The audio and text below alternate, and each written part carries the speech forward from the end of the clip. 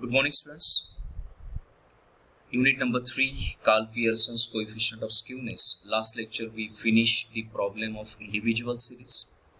In this lecture we are here for discrete series problem. As I interacted with you that we are going to see this problem or every problem or every method from three different perspectives of individual series, discrete series and continuous series. So here we are actually going to solve the problem of discrete series of Carl Pearson's coefficient of skewness. There are two methods in this skewness problem, a skewness unit for your syllabus, for your examination. One is a Carl Pearson's coefficient of skewness and another is Bowles's coefficient of skewness. The third method, that is Cayley's coefficient of skewness, that was not the part of your syllabus. But just for your understanding, for your knowledge, that there is also one third method exists, that is Cayley's coefficient of skewness. But for our syllabus, as per RTM Nagpur University syllabus, we just have to study Carl Pearson's coefficient of skewness and another is Bowles's coefficient of skewness. The same thing I repeated here because already I had given you the thorough knowledge of this type of things in the previous lecture. So moving to a problem, we have to find out Carl Pearson's coefficient of skewness from the following data. Data is being given to us, wages and number of workers as the frequency is being given, so it is a discrete series as there is no continuity in the data set for original series. So it is a discrete series problem. Wages 250, 260, 270, 280, 290, 300, 310 and 320. The number of workers are 40, 55, 60, 65, 45, 43, 37, 25. A lot of students ask me, sir, why it is called as a frequency? Now, frequency is actually a repetition. Before solving the problem, let us give some half minute for that. Students ask me, sir, why it is being called as a frequency? Because frequency is actually the number of times that thing get repeated. That thing is called as a frequency, because frequency is a consistency. Like we talk about the internet speed, it is actually at one type of frequency, 4G, 5G, and when there is a continuity in a frequency, you will get a consistent data. But when that frequency get breaked, then there will be a drop in internet, call drop, or a speed get decreased. So that thing is called as a frequency. Same things get applicable here. So 200 rupees wages, how many people are there, how many workers are there? 40. So 40 is a frequency. Like this, for example, 320 rupees a wage, then how many people are getting that 320 rupees? 25 workers. So frequency is a repetition. So I hope you understand this point very well. So wages and number of workers are here. Now we just have to prepare a table, the need as per, because we have to calculate arithmetic mean, we have to calculate mode, we have to calculate standard deviation. So just we should have an idea how our table gets shaped. That's why we just prepare a table here and a solution. That thing is very important because your entire calculation depends on this tabulated data. If you just get wrong here, then the calculation that you did will be completely wrong. So first x, this will be x, not m.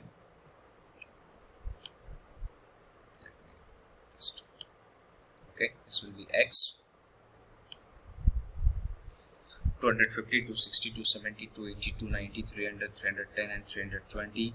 Then we have here frequency 40, 55, 60, 65, 45, 43, 37, 25. Then we have to find out the dx, deviation from x. For that we assume 250. So 250 minus 250, 0, 260 minus 250, 10. 270 minus 250, 20, 280 minus 250, 30, 290 minus 250, 40, 300 minus 250, 50, 310 minus 250, 60, 320 minus 250, 70. So we have the values of dx here. Then we have to find out the dx dash, that's interval. As we know that there is a difference of 10, we generally see there. So Actually, there is no need of this, but again, so 0, 1, 10 divided by 10, 1, 20 divided by 10, 2, 30 divided by 10, 3, like this, 70 divided by 10, 7. Then we will have fdx here. So f multiplied by interval here, fdxi, so it will be 0, 55, 120, 195, 180, 215, 222 and 175. So summation fdxi 11162. Then summation fdx square, so 0,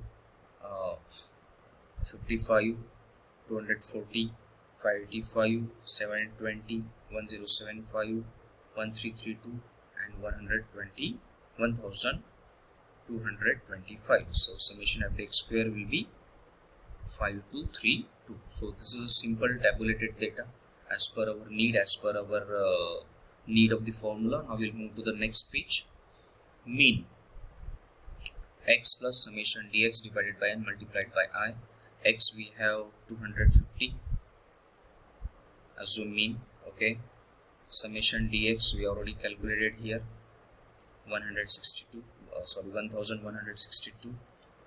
divided by n, the number of the total of frequency 370 multiplied by I interval. So 250 plus 1162 multiplied by 10 divided by 370, 250 plus 11,620 divided by 370,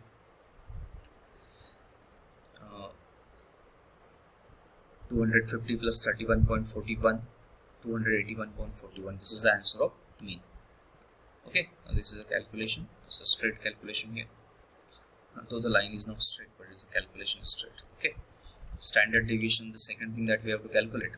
SD equals to under root summation fdx square divided by n minus summation fdx divided by n bracket square and multiplied by I. Then summation, now we will put up the things. Summation fdx square, that is 5232 divided by 370 minus summation fdx 1162 divided by 370 bracket square and multiplied by 10. Then first we will solve this thing. So 14.14 minus, then we will solve this thing in bracket 3.14 bracket square multiplied by 10.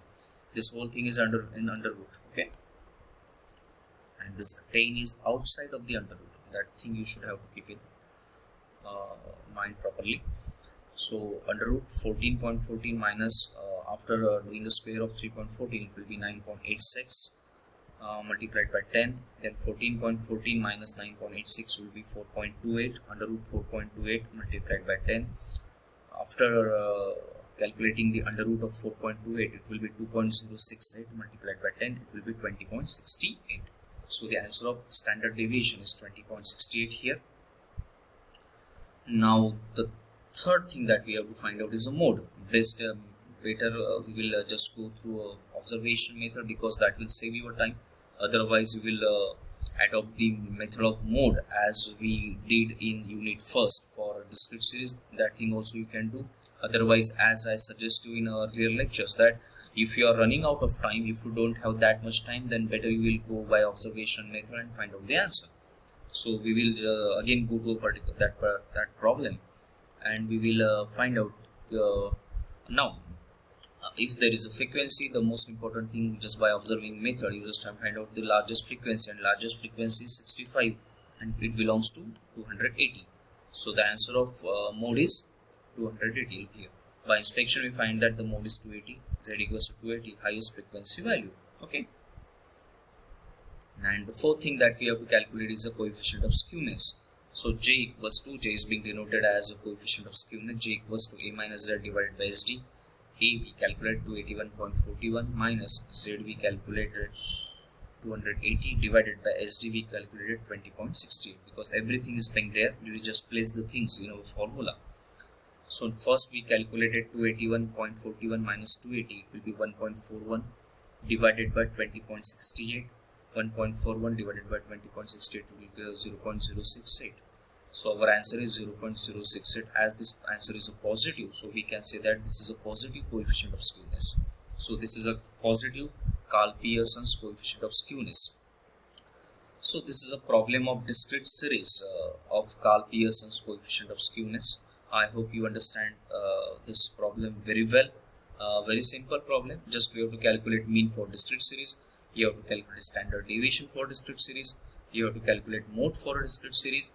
And after having all those answers, after getting all those answers, we just have to put up those answers in our formula of coefficient of skewness of discrete series, and you will find the answer.